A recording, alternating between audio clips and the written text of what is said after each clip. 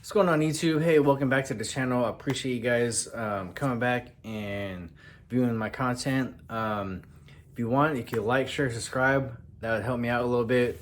Just get my channel out there. I don't really advertise myself a lot except for here in my Instagram account, which is Right Hand Drive JZA70. Once again, Instagram at Right Hand Drive JZA70. So come follow me there. You'll see super pics, the Subaru STI pics, and you'll see more updates on there before you will see it on the channel.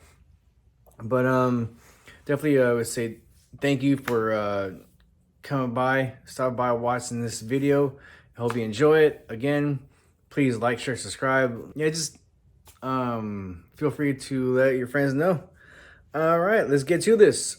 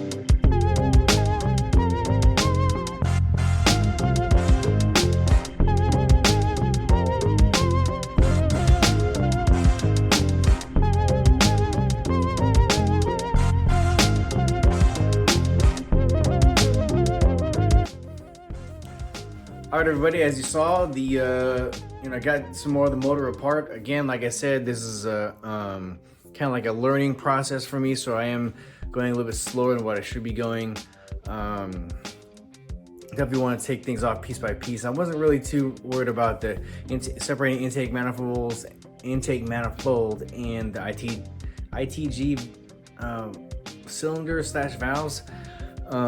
Just so I get an idea of what I'm looking at, because the Cobb fuel system is going to be replacing all the factory fuel lines, and some other things are going to be replacing the PVC system and the crankcase ventilation system. So I just want to check it all out, see what it looks like before I go ahead and start putting on all the aftermarket parts. It's kind of like a mental process, me just kind of like viewing how the factory did it before I do